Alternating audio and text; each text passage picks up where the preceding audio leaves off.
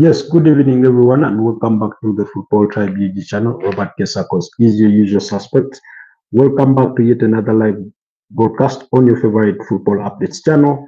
It's a pleasure to be back. Always beautiful to be back here with you guys. And I hope every single one of you is doing well. This is our third broadcast for the day. I mean, after all, it's still we are very late due to unavoidable circumstances, but we are here nonetheless. LFC says Isak has just been confirmed as Breds get in. Yeah, congratulations to Liverpool fans. I'm sure that's one of the signings that you had waited for almost all summer. And although the deal for Marc Guehi has collapsed, LFC is really excited. He's beaming with loads of excitement following Liverpool's confirmation of that deal for Alexander Isak.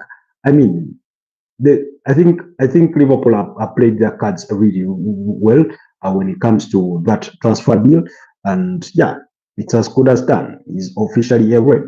What shirt number is he going to don? We are yet to find out.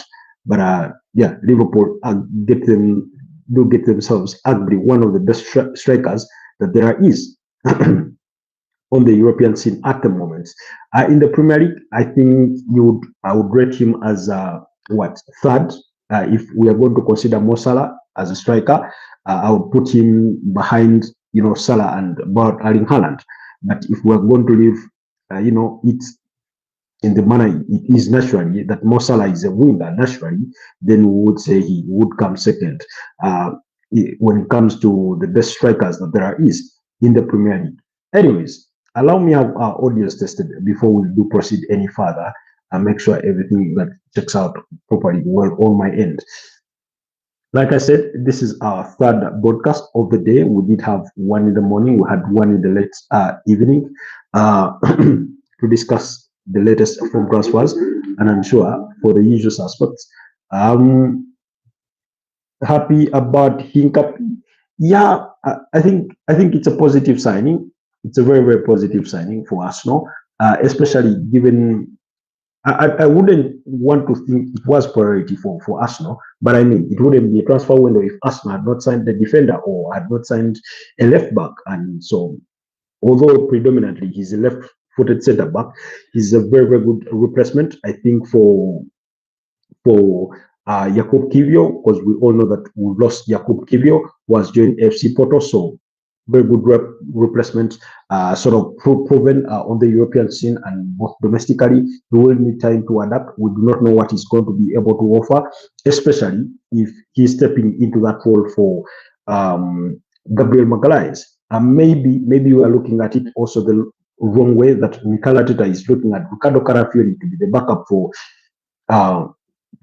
the backup for Gabriel Magalhaes, and then Hinkapi to be on the predominantly left back to fight for that place alongside Miles Lewis Kelly and maybe Alexander Zichenko. I mean, it could be the case, but we do know for a fact that he can play as a left back and a left-sided, centre back. So Mikel Arteta loves those dynamic players. You say Gianluigi Donnarumma to Manchester City. Yes, that's a deal that as well has been confirmed. A very brilliant signing for Manchester City. One that I think they needed, having given the green light to Ederson Morales to join Fenerbahce. One deal that I was hoping would happen was the transfer of Stefan Ortega. I do not know, although not much interest had come to light for Stefan Ortega, but it was really one I had hoped that would happen, given that Manchester City are bringing in, Gianluigi Donnarumma, because when you look at their deal sheet, they had already signed a third choice goalkeeper from Chelsea, and with that in mind, yes, that was Marcus Bentinelli. So when you do have Marcus Bentinelli, and then you have Gianluigi Donnarumma, you have Stefan Ortega, and then you have James Trafford. I mean, why do you need 4 goalkeepers and in that sort of realm? So that's why for me the expectation was high that Stefan Ortega would leave the club. Maybe it's just not a deal that Manchester City have not given us more information about, but that it's one of those very very late deals for which paperwork have been submitted, because I know they have up to I think 1 a.m. to formally make submissions for all the late transfer deals, even though the window officially closed at 7 p.m. UK time and 9 p.m. East African time, respectively. You say, Marc Guehi, you think, okay, wait, you say, nigga, you kind of look like Makerere. I don't know whether that's a compliment or whatever it is, but I do appreciate it in whatever strength you do bring it, for as long as it is positive. Marc Guehi, I mean, I do not know. I do feel a bit sad for Marc Guehi, but I also understand why Crystal Palace have refused to sanction that move, because it was all dependent, it has always been dependent on Crystal Palace finding a replacement. We know that they tried to sign a centre back, I think from Sporting CP, but they failed in that regard. No, not a nigga. NGL means not gonna lie. Okay, apologies, apologies for my misinterpretation of your acronym on that one. It's my bad. I'm very bad at acronyms, by the way. Usually I need 1-2 times to get a grasp of it. I'm white. I would never say that. Well, anyway. By the way, I do not know in the European world, it's offensive to use it against a black person. But when you come to Africa and use the word nigga, let me speak for myself. Back in the days when we were growing up in school, and by school I mean high school, after what you guys call what you guys after what you call what grade 7 or grade 8, the next level to that. If somebody said you nigger, it was more of a fancy word to use.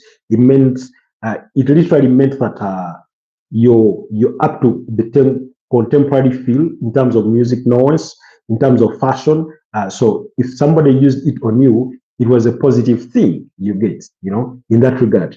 Calling you Makerere is a compliment. You definitely better.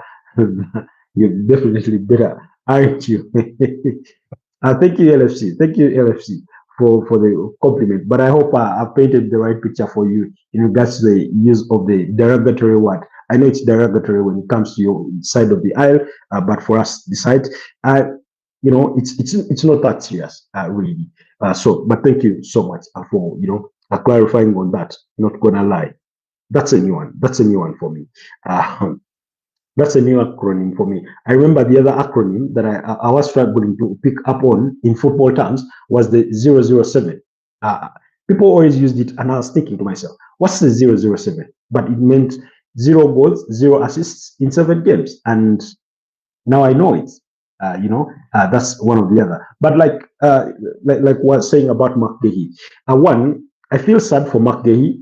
That's for sure. Two, I feel sorry for Joe Gomez, because Liverpool were bound to allow Joe Gomez leave to join AC Milan, dependent on the fact that they were on the verge of signing Marc Guehi. So they needed to confirm that deal before they could sanction a move for Joe Gomez, And like I said earlier on, when you were with us, it was always going to be a developing situation. So at one point, the deal was off because Crystal Palace were yet to give it the green light. Then the player was given the green light to go and undergo his medicals, which he actually did. He went and did his medicals, which I'm sure he passed with flying colors, because it's only yesterday that he played, in that game. You say, I feel bad for Guehi. He even made a goodbye video. You see, so that's how unfortunate it must feel, not just for Marc Guehi, but also for his close family members or his inner circle, his fellow players at Crystal Palace. I'm sure he must have texted, a couple of them, because his team captain, maybe they have a team group, maybe on WhatsApp or WeChat, whatever, platforms you guys may use, or Telegram, whichever it is, or Signal. He may have sort of given his goodbyes to the rest of the team. Remember, he's captain of the team. Now he's having to come back to captain the team because of circumstances that were beyond his control. So for me, you have to feel sorry for the player. But also, On the other side, you feel sorry for Crystal Palace because you're on the verge of losing a player for free. And that player is one of those players that could have brought you in some bit of money.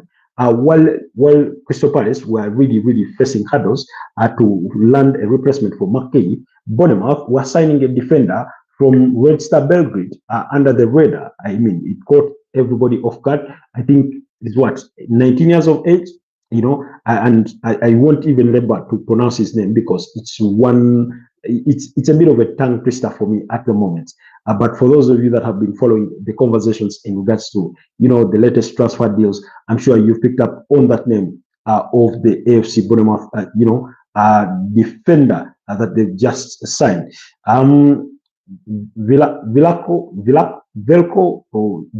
Velco. I mean, like I said, I do not want even to bother. It's a bit of a hard one.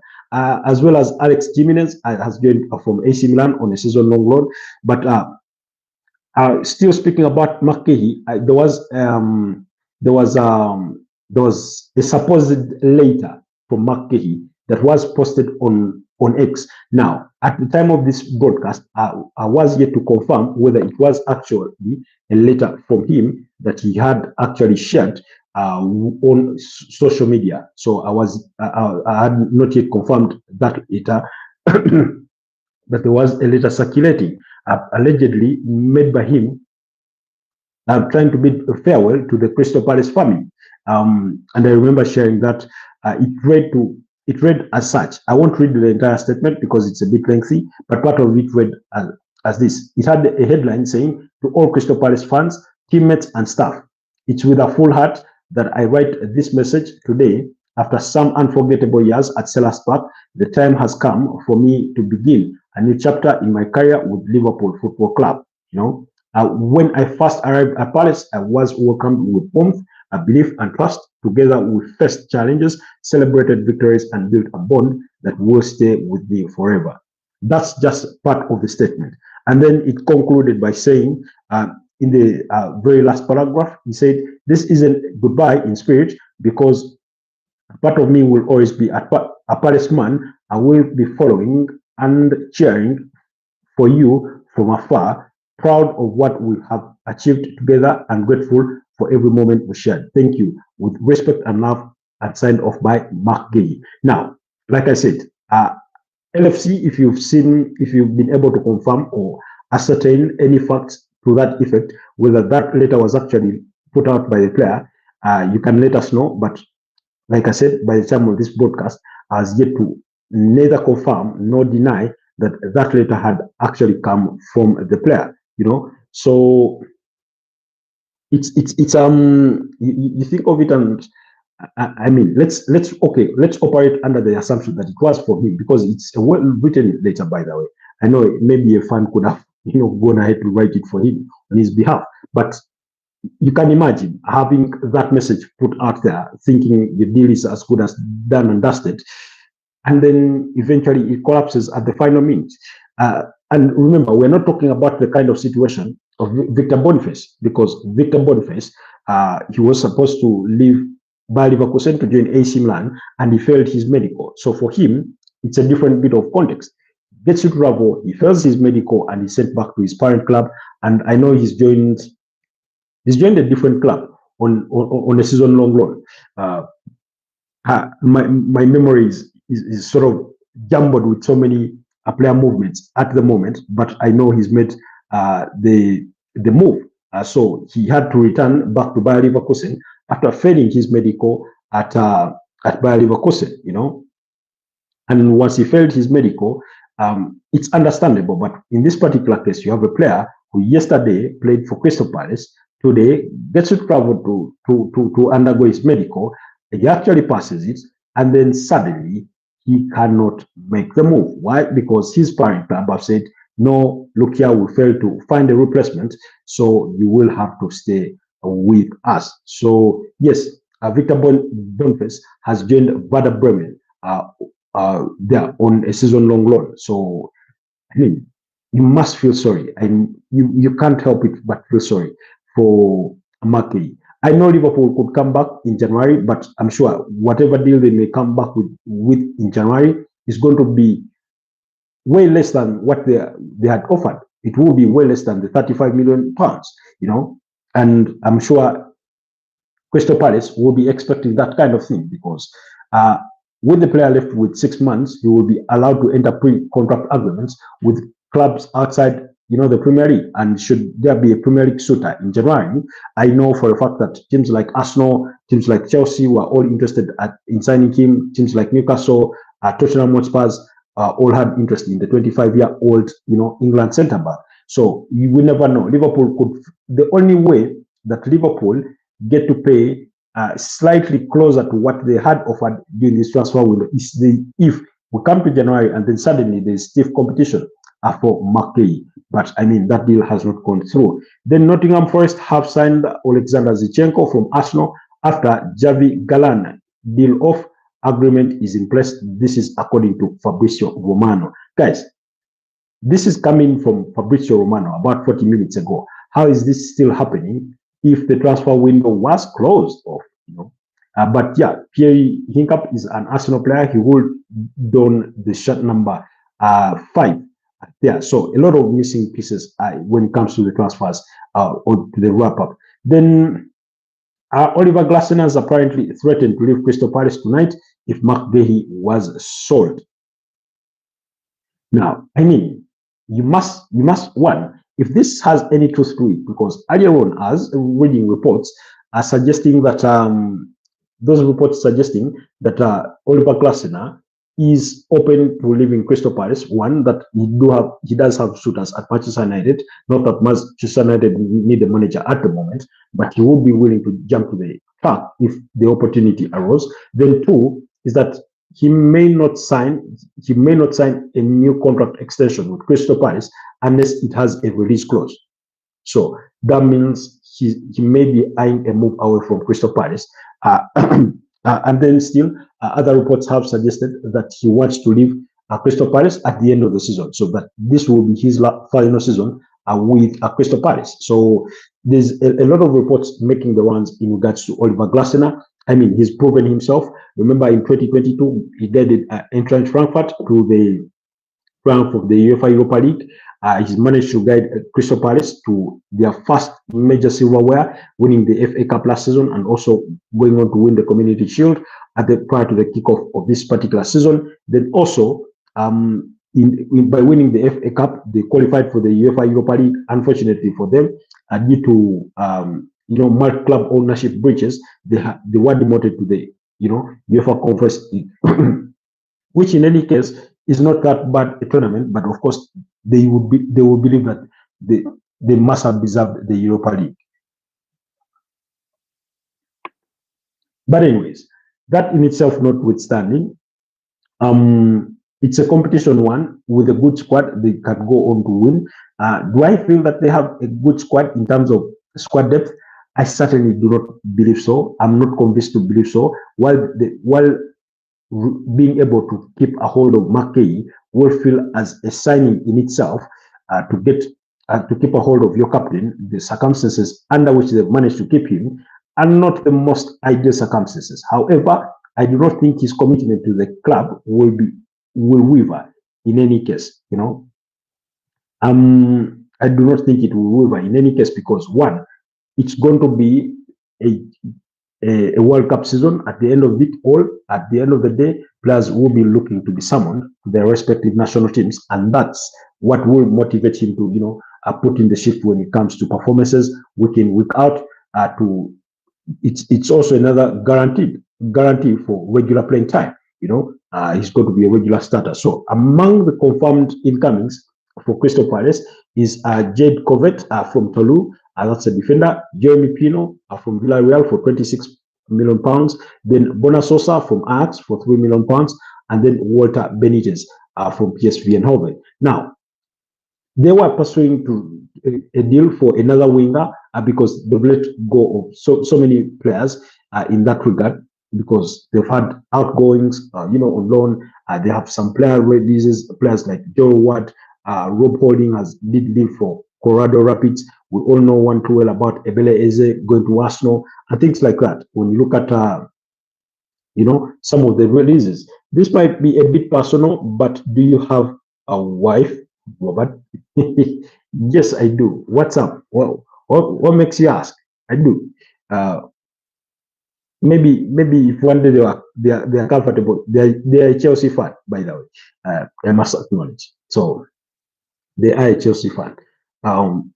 So when you look at the kinds of players or all the players that have left, Odson Eduardo leaving for loans, you know, that leaves them a bit short on, front options. Who is going to be the substitute for Joan Felipe Mateta? I know they have, Eddie Nketiah, but is that enough? I do not think so, because again, playing in Europe calls for a whole lot of different demands when it comes to your overall squad. So for me, I believe that when it comes to squad depth, they must feel a bit short. And then the one place that we must, and Arsenal and Chelsea relationship, dog, dodgy, really. It is what it is. It is what it is.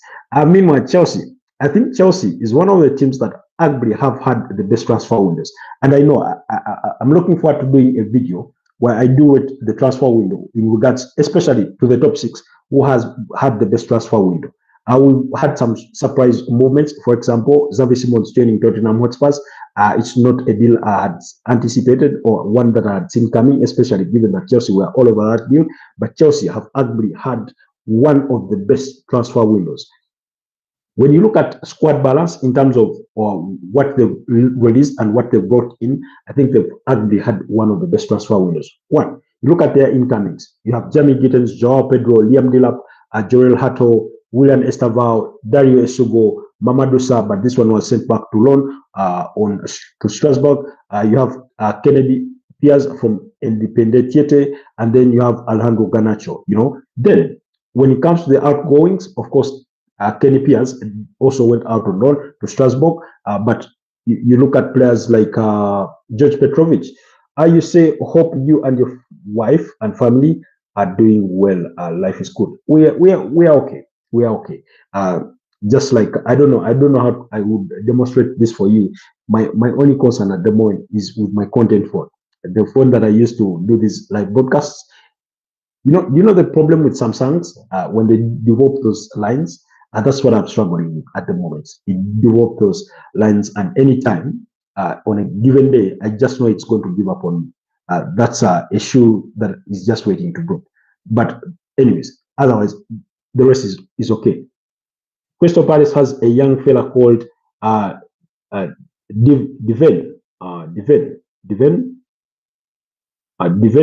Okay, I'll try and research and read about him. But so when you look at Chelsea's outgoings, Kenneth Pierce out on loan to Strasbourg, George Petrovic to Bournemouth, £25 million.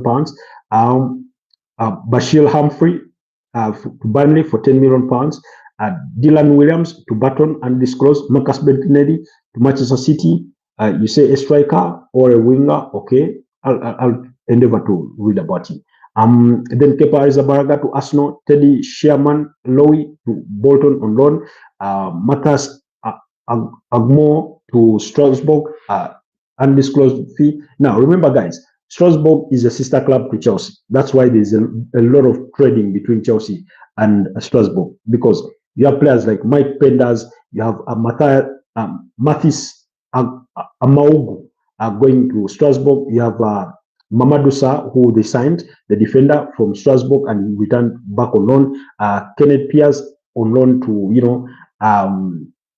Strasbourg. How many players can a club sign on loan? Because even Samuel Smith went to Strasbourg for £6 million, £6.9 million, but that's a permanent deal. But I mean, you have Joao Felix leaving the club, Kenan Barry Hall, Louis Caswadine to Huddersfield on loan. Leslie Wogochukwu, Marc Guehi, this one has been recalled back from loan at Sunderland following Liam Delap's injury. It's what had caused the trouble between Bayern Munich and Chelsea, trying to cancel that deal for Nicholas Jackson. Another transfer saga late in the transfer window that did dominate the papers. So you look at Armando Broja to Burnley for 20 million pounds, Renato Viega to Villarreal for 26 million pounds, Akanari Chukwuemeka to Borussia Dortmund for 24 million pounds, Alfie Gilchrist to West Bromwich Albion for 1.2 million pounds, Christopher Nkunku to AC Milan for 36 million pounds, Omari Kellyman, this one has joined Cardiff City on loan. Alex Matos has joined Sheffield United for a disclosed fee. So Chelsea have had, and I do not know how many players did this. Let me see if I can try and count them. That's 4, 6, 8, 10, 12, 12, 14, 16, 18, 20, 21, 23. Jesus Christ. 23 plus 5. Chelsea have had as many as 28 players in terms of outgoings. Now, 28 minus 1, that's 21 minus 1 being Marc Guehi, you know, because, sorry, Marc Guehi. I don't know why I keep mixing the two names, but that's the striker that have joined Sunderland on a season-long loan.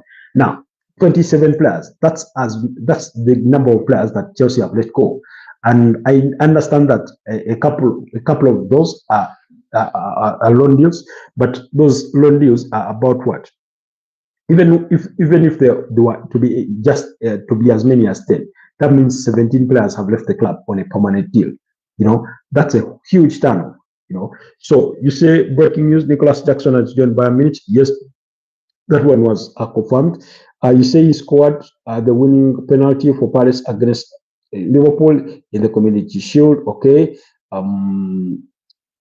And Yohan Wissa has joined Newcastle. Yes, that deal has been confirmed. Yohan Wissa will be done in the shirt number 9 at Newcastle.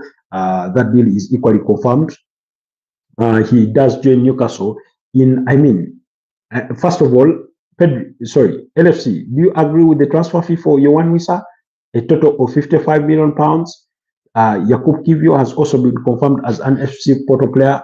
Will be donning the shirt number 4.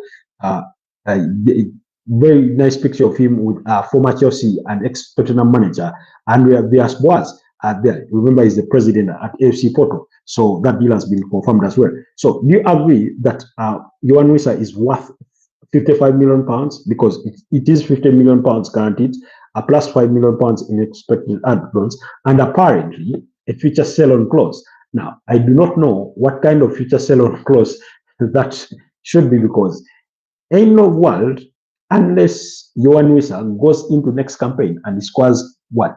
30 Premier League goals that he does, that he gets to attract interest from the likes of Barcelona or Bayern Munich or maybe Real Madrid. In no way is going to Newcastle are going to make a profit on a future sell on Yohan Wissa. So that means that future sell-on clause is dead on arrival. You say yes, he's quite consistent. I mean, he's a late developer. Let's be honest about this. Until I think last season, before 2023-2024, he had not scored more than 10 goals in a Premier League season, and it was during that very season, 2023-2024, that he scored, I think, 12 goals in the Premier League. And then last season, of course, he got to score 19. So, but the previous 2 campaigns, in as far as the Premier League was concerned, he was scoring 7 goals, 1 assist for his first season. Then the second season, 7 goals, 3 assists. So when you look at that, for me, he's a bit of a late developer. It's a huge gamble for Newcastle. A huge gamble in terms of the cost of the player, the transfer fee, or the total package that is involved.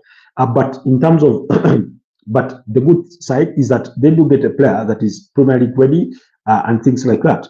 Can you grab the camera for a Lemma Jackson edit? What's a Lemma Jackson edit? What's a Lemma Jackson edit? I do not know. I've seen that a couple of times, but I've never understood what it actually implies. So for me, he's only had one brilliant season where he scored the 19 goals, which was last season. While it was really, really enticing enough or good enough, because he provided 4 assists as well, giving him a 23-goal involvement, just 4 shy of Bryan Mbeumo, who has joined, Manchester United.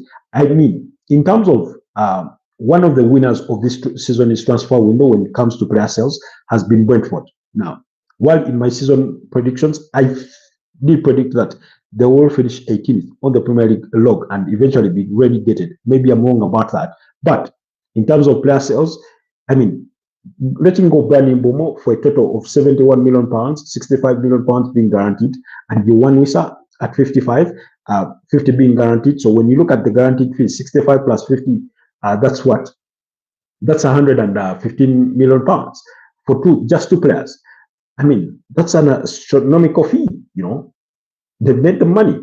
And guess what? Their spending has not been overly exaggerated because when you look at their incomings, of course, they had a big turn down for a Borussia Dortmund striker.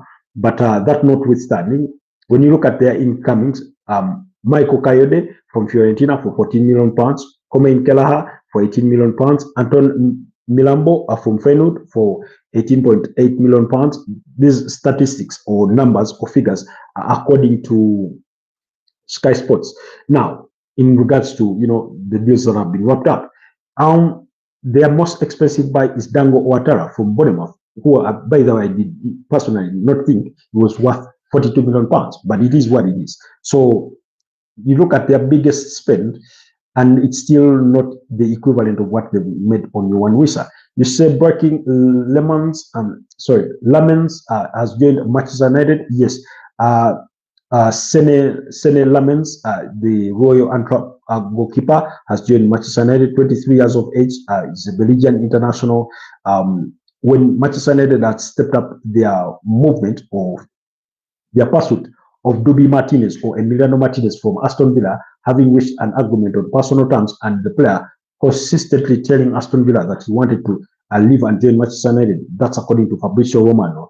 Aston Villa had then made the move to sign Lamens from Royal Antwerp, and I think that's when Manchester United woke up and said, why are we signing the 32-year-old goalkeeper who is going to be maybe with us for the next maybe 3 to 5 seasons at his very best, as opposed to going for who believe is a very, very huge prospect in as Lamens, who can come cheaper than the 32-year-old and is for the longer term. And basically, they made the similar decision that Sir Alex Ferguson made when he was signing David De Gea Quintana from Atletico Bilbao. Those many years, ago. So when he was joining in from Athletic Bilbao, I think that was when it was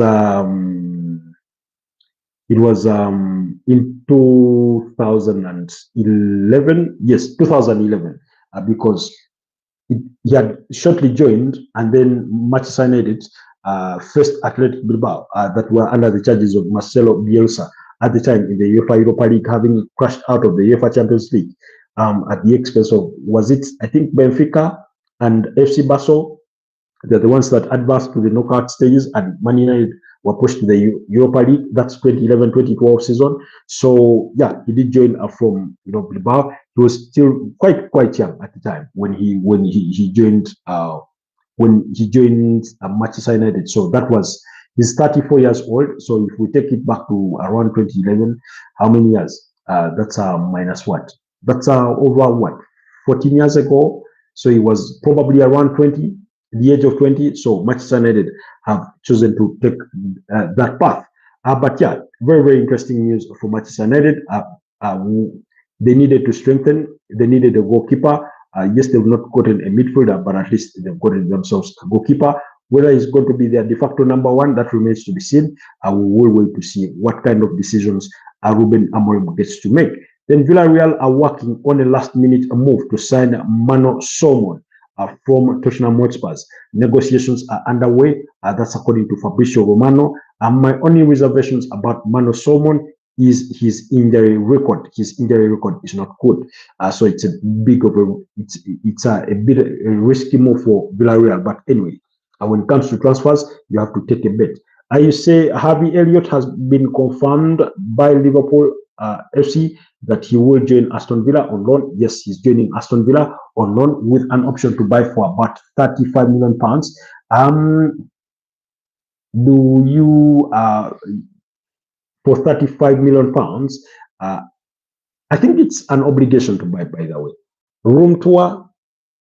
Oh, you want a tour of my room where I'm seated? There's not much to the room, if I'm being honest. In any case, I'll request that you allow me keep that bit of privacy when it comes to the room tour. But because I get to do this in my living room. It's not like it's a special room. On the side, I have my TV screen. There's a small a two-seater couch on the other to my right. There's a table here. There's a small, refrigerator in the corner, very small one, a mini, not even the height of a 4-year-old, possibly, and a couple of, things scattered, not scattered, but fairly organized around the room. Okay, I understand you have your boundaries. Yes, I thank you for respecting that, LFC. At one point, I had an interaction with one of our colleagues from India who could not respect something as simple as that. But yeah, that deal for Harvey Elliott, I think it's an obligation to buy for 35 million pounds, and which we all deserve privacy. Yeah, thank you for acknowledging that. So I think it will be an obligation to buy for 35 million pounds. Again, Liverpool have equally been one of the best selling clubs in this transfer window, because getting 70 million euros for Luis Diaz, that was very, very good business. 18 million pounds for Kelleher, very good business. When you do, getting 30 million pounds for Jarell Quasha, that was good, another piece of good business. The amount of money that they got for Darwin Núñez, that's another piece of good business for Liverpool in terms of their outgoings. So when it came to conducting business in terms of outgoings, Liverpool is one of those teams that have had it really, really well. Because when you look at Ben Doak,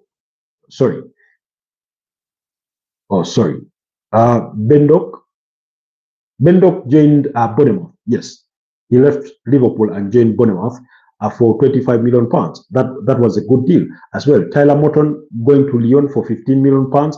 That was good. Darwin Núñez for 56.6 million pounds going to Al Hilal. That was a good piece of business. Back to football talk. Yes, back to football talk. LFC. Quickly.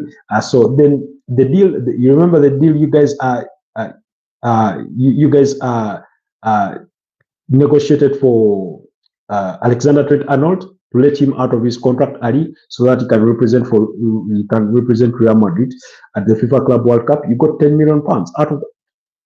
So that was another well negotiated deal, in my opinion, because you basically were going to lose the player for free. Nat Phillips to West Bromwich Albion for 3 million pounds. I mean, that's a good money that Liverpool have raised in the course of this transfer window.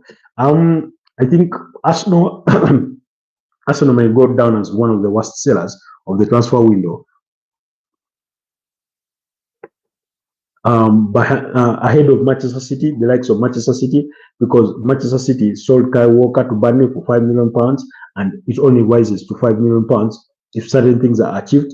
Then James McAtee to Nottingham Forest for £30 million. Callum Doyle to Wrexham for £8 million. And yet they've had very many outgoings. Then of course this list is exclusive of Ederson Morales, who has gone for about 13 to 14 million euros to Fenerbahce. There were late reports linking Ilkay Gundogan with the move to Galatasaray. I don't know if that move has been able to be finalized. While a deal had been agreed in principle between Manchester City and Galatasaray, it had yet to be agreed between the player and Galatasaray. I'm still annoyed about letting go of Trent for as low as $10 million. It wasn't $10 million, okay, but whatever the fee it was, the figure 10 was very little. We know he was worth at perhaps a fold more than that. But you're bound to lose to get nothing out of him. If Real Madrid had been patient for another extra 3 weeks, he would have walked away for free. But at least we have a saying. That you quarrel for the little meat while it's under your armpits. So the loose translation for that is, if somebody gives you meat and you feel it is small, before you complain that it is small, first grab that small one and hold it under your armpits, and then protest that it is small or little. So basically, that's what I could say about Alexander Trent Arnold and Liverpool's negotiations with Real Madrid. You say seeing Kyle Walker in a Burnley shirt makes me laugh. Why does it make you laugh? Um, is it unbefitting of him to be playing for Burnley, or it's not one that you had envisioned going into this transfer window? So many things have happened that none of us had envisioned. Then Sofian Amrabat, you remember, the former Fiorentina midfielder, as well as Manchester United. Remember, he had the season-long loan with Manchester United last season, but one is joining Real Betis on a loan deal with no buy option. So another surprise move. Sofian Amrabat, the Moroccan international, is joining, Real Betis. Real Betis have done themselves a little bit piece of business. Now, as some Arsenal fans, the Arteta out brigade have started drumming up the idea of Francesco Fabregas taking on the reins at Arsenal. That is also going to be another online conversation that we will get to have. Because he goes from playing in the UEFA Champions League with AC Milan to playing for Burnley in the Championship in 2026. You never know. He has an exit clause once if should Burnley be relegated, that he doesn't get to go, or he could be as lucky as Aaron Ramsdale. Remember, Aaron Ramsdale, every time he has had his team relegated, you look at Sheffield United, Bournemouth, Southampton, he's always made a move to a Premier League team. When he got relegated with Sheffield United, he joined Bournemouth. When Bournemouth got relegated, he joined Arsenal.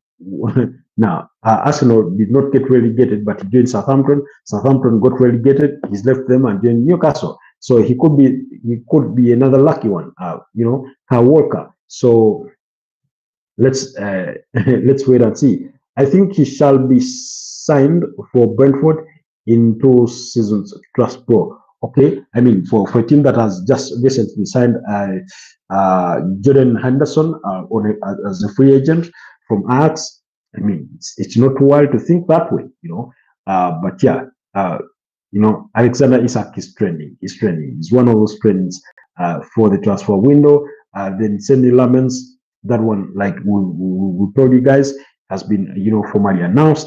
He's a new Manchester United goalkeeper, only 23 years of age.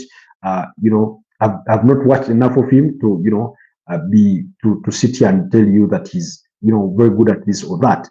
Then Aston Villa are delighted to announce the signing of Harvey Elliott. LFC has brought that to our attention. That deal has been confirmed by Aston Villa. 22-year-old joins on an initial season-long loan, a deal with an obligation to buy, conditional on appearances. That's Aston Villa confirming that that there is an obligation to buy, provided certain conditions have been met. Then Arsenal have also officially announced the departure of Alexander Zinchenko. I think he's joining Nottingham Forest until the end of the 2026-2025 campaign. I mean, this means he's joining Nottingham Forest on loan. Last I checked, and I stand to be corrected on this one, I thought he had 1 year left to his current Arsenal contract. So if he's joining Nottingham Forest on loan, what would that imply? But Arsenal put out a statement to confirm that Alexander Zinchenko has joined Nottingham Forest on a season-long loan. The 28-year-old arrived in North London from Manchester City in July 2022. You remember, alongside Gabriel Jesus, or after Gabriel Jesus had joined, made 91 appearances for the club. Alex created an assist in his debut in an opening 2-0 victory away to Crystal Palace. You remember, I think it was Gabriel Martinelli and who else? And William Saliba, that squad. Did Arsenal give Forest an obligation to buy? Not that it's been mentioned, because I picked up on this news just from Fabrizio Romano, who did make no mention about that. And then in Arsenal statement, they've also not made that, because they say, we wish Alex all the best for his loan spell with Nottingham Forest. The loan deal is subject to the completion of regulatory processes. So they did not go on to further clarify whether there are certain conditions that he will that should be met if a deal is to be made permanent. Olympic Marseille were the other team that were interested in signing Alexander Zinchenko. However, they were unable to get a deal done because of the players' wages for Alexander Zinchenko. They couldn't meet that. All those people slating Isak for forcing a move, they did it the professional way, and look how it worked out. That's according to Marc Guehi. He's saying perhaps you should cut, Alexander Isak some slack when it comes to, trying to force a move away from Newcastle. For me, there's no two ways to it. There's no two ways to it, really. You really can't be doing that. Otherwise, contracts won't be meaning anything. In any case, Liverpool have, according to multiple reports that were reading, is that there's what they're calling a solidarity fee. I do not know whether that translates to royalty or anything, but yeah. Then Ego to Crystal Palace deal did collapse. That's and that's why the deal for Marc Guehi did not go through, because they thought they could sign Ego at least from Brighton, according to multiple reports. Then Fulham did complete the signing of Samuel Chukwueze from AC Milan for, I think, about 25 million euros. That deal was also confirmed. Then they also agreed a deal of 40 million euros plus 5 million euros in expected add-ons to sign Kevin from Shakhtar Donetsk. That's for Fulham. Then Brentford got to sign, what's his name? Reece Nelson from Arsenal on a season-long loan.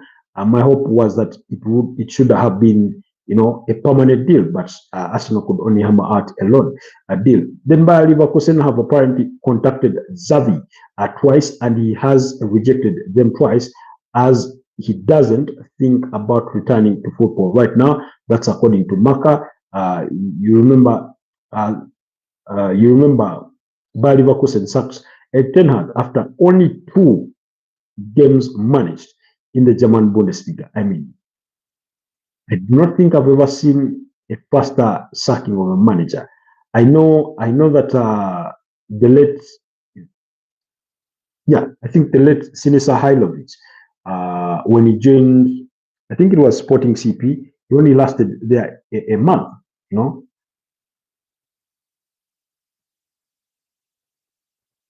the former Inter Milan manager, Sinisa Mihajlovic,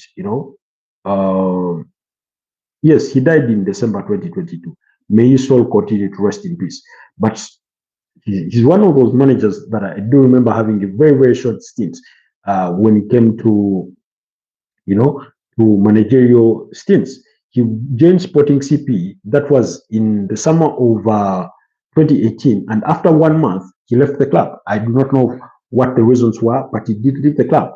And then he ended up joining Bologna in 2019. That's when he passed on in 2022. But he started his managerial career at Bologna. Had a stint with Milan. It wasn't Inter actually; it was Milan. Then Sampdoria, Sabia, Fiorentina, as well as Catania. So those are some of the teams that he did manage. So, anyways.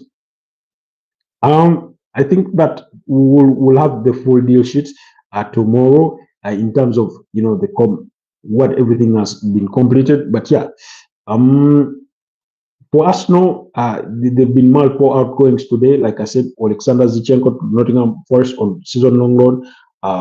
Reece Nelson joining Brentford on a season-long loan. I don't know if that deal has been confirmed by the club, but also you had Fabio Vieira going to Stuttgart out on loan. Albert Sambilokonga joining Hamburg. Sorry, Fabio Vieira joining Hamburg on loan, as well as Albert Sambilokonga joining Hamburg SP on a permanent deal. And now some reports did suggest that it is a £10 million deal for Albert Sambilokonga. However, I'm yet to believe that that's the case. I'm yet to believe that that's the case. I'm yet to believe that that's the case. When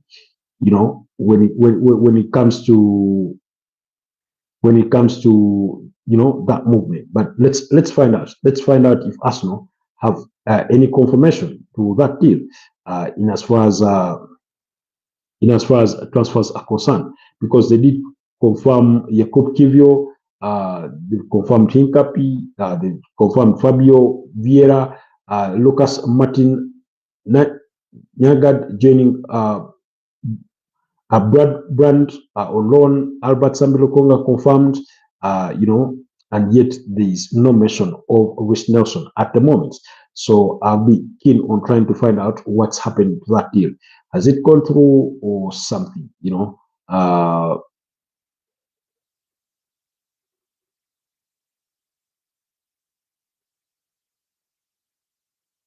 Yeah, but yeah. Anyways, then Anthony did leave Manchester United to join Royal Betis on a permanent deal. Manchester United still have or retain a future sell, a future, they retain a future 50% sell on clause, in regards to the transfer of Anthony from Manchester United. So really, that's that deal is also been done today. Quickly,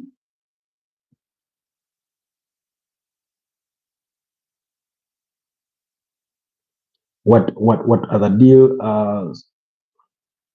Sunderland did confirm earlier today that Marc Guehi had returned to Chelsea. Remember, I mean, he had only joined them recently on a season-long loan, and yet he had to be quickly recalled back because of that injury to Liam Delap, So, anyways, oh wow. Then, of course, apparently, the deal for Gianluigi Donnarumma from PSG is worth about 30 million euros. It's a 5-year contract with an option to extend for further year. Then also Aston Villa did agree a deal to sign Jadon Sancho on a season-long loan for Manchester United. Then Tottenham Hotspur had reached an agreement with Paris Saint-Germain to sign Rando Colomwani on a season-long loan. No obligation to buy. No, so then Ben Chilwell did join Strasbourg. I mean, the amount of times that Strasbourg has traded with Chelsea, its sister club, needs to be investigated. This needs to be investigated, because tell me why Strasbourg are signing Ben Chilwell on a 2-year contract. Tell me why. And they'll give you this crap of, he's attracted by the project, what. I mean, anyways, it is what it is. It is what it is. At the end of the day, we cannot control everything. In fact, there's a meme. There's a meme of what's his name? Tony Body. A picture of Tony Body on the phone on one end and a picture of Tony Body on the other end, literally texting himself saying, "Do you want Ben Chilwell?" And he said, "Yes, I do." Basically, that's what it is. That's what it is. And I'm thinking to myself, what on God's green earth are you guys thinking? But yeah, we need to investigate just as it deals with Strasbourg. I mean, yes, we understand they are under the same sister company ownership, but mm-mm, mm-mm, mm-mm, mm-mm.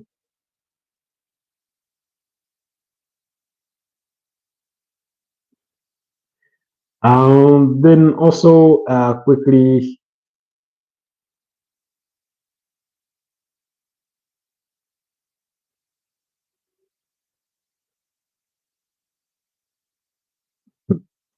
Anyways, I will reserve that for later. But yeah, uh, then Cristantas Uche has joined Crystal Palace. That one has been confirmed.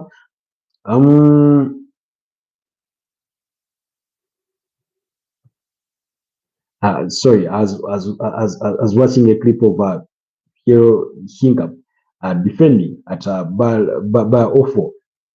He's just joined Arsenal. Then Nottingham Forest have agreed a deal to sign Dylan Bakwa from RC Strasbourg. Uh, Agreement sealed. Deal worth about 35 million euros. That's a record sale for Strasbourg. That's according to Fabrizio Romano. Mm. Then apparently Fulham's deal for Chelsea forward Derek George is now off. That's according to Sky Sports. Why is it off? Why is that off? I would be interested in knowing why it's off. Let's find out. Let's find out why is it off, because I felt Fulham had been robbed. 22 million pounds for Derek George. I mean, it was never worth that.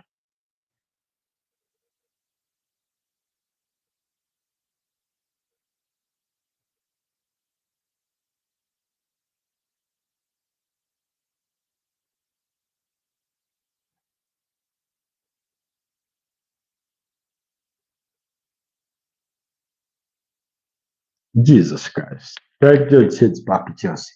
Maybe Fulham dodged the police, but whatever it is the case.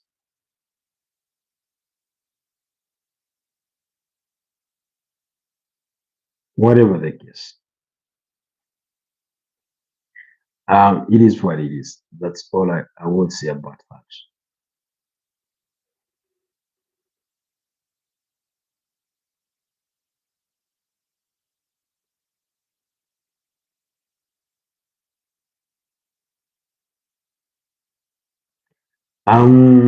What is? What is? Don't worry, I'm trying to scout out for for all some of the deals that may have slipped by us. But I mean, what a transfer window!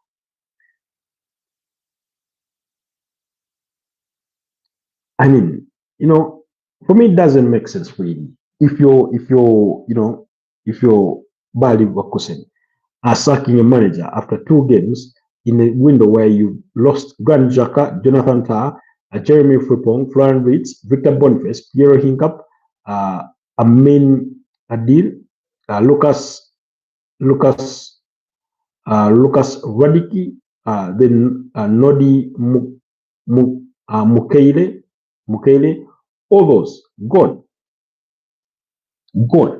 And then suddenly you're sacking a manager after 2 bad results in the official season. Yes, maybe if you combine it with preseason, but that for me is too early. It's too early.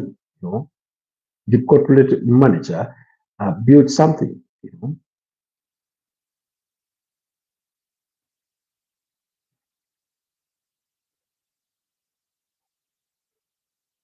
You ought to let a manager create something. And I do not think Elton has been accorded that room. And any manager walking into that door is going to be thinking to myself, am I going to get sacked after 2 games? Just because results have not gone my way in the opening 2 games. And then the squad. What are you trying to do with the squad? You've had a manager still teaching new tactics for the last 2 months, and then suddenly you're flipping it all around. I mean, first of all, Ten Hag himself, he did not want them to lose more players when he joined. The likes of Granit Xhaka, Piero Hincap, he was not open to all that. He did not want that happening, and yet he still did. He still did because I mean, financial interests of clubs at the end of the day determine what sometimes gets done or what doesn't get done. And as far as player movement is concerned. But yeah, Derek George stays at Chelsea and will be part of the Champions League squad. The deal with Fulham collapsed at the last minute. What does that mean for Fulham? means they don't get the player that they wanted.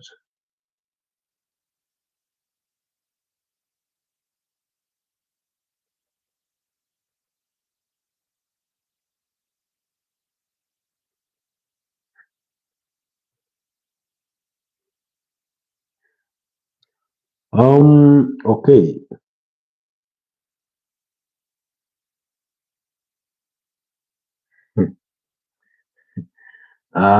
Funny. This was earlier on before this Alexander Zichenko deal was confirmed. Nottingham Forest uh,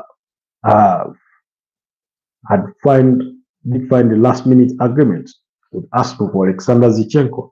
This sheet submitted on straight loan after Javi Galen move collapsed. Nottingham Forest and Arsenal confidence the line let's switch for Ukraine international. I mean, I thought I would get some figures whether Arsenal will be getting a loan fee in this deal, but it doesn't look likely. It doesn't look likely. Then Nottingham Forest has have struck a deal. That one we talked about Dylan Bakwa from Strasbourg.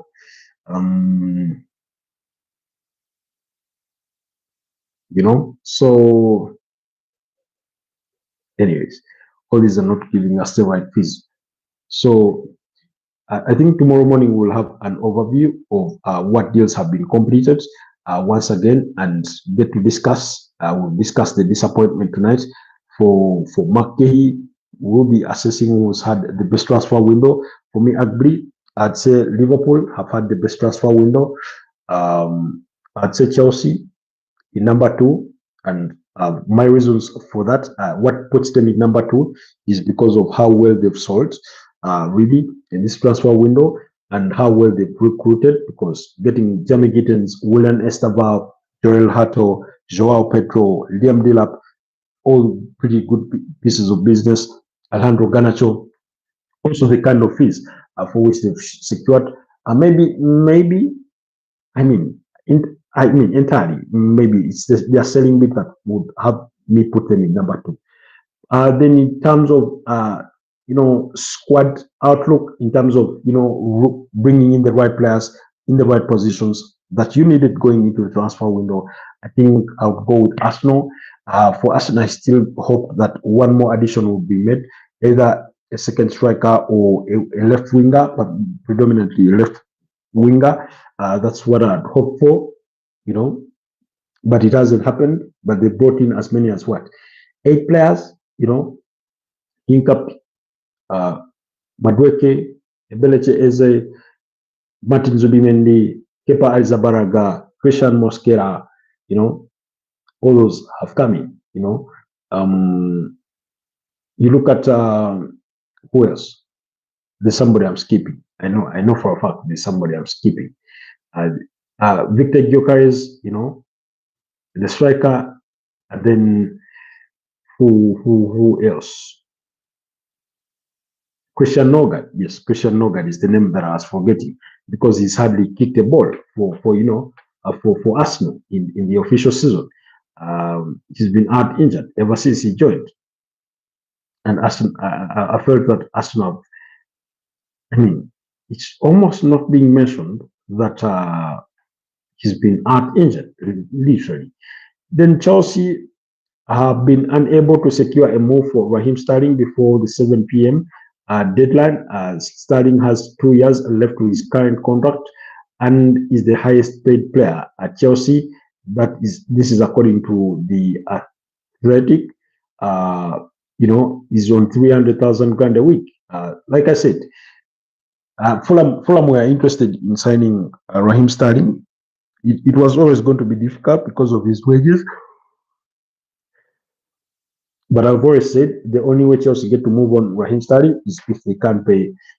Yes, they can pay him to leave. That's the only way how. Otherwise, they've already told the player he's up plus to requirements. So I do not envision a way where they get a transfer for him, where they get a transfer fee. Maybe something will pop up in January. Maybe, you never know. We'll have to wait and see.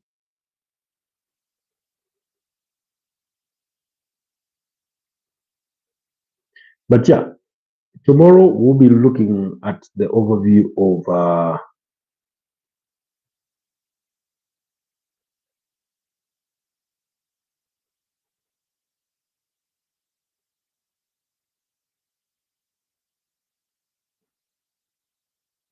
we will wait. We will wait. I will be in the morning. We'll be going through, the confirmed deal sheets. We will know what else did collapse in the in the final hours. What paperwork was declined. Those are some of the things that get to happen. Because things do happen, unfortunately.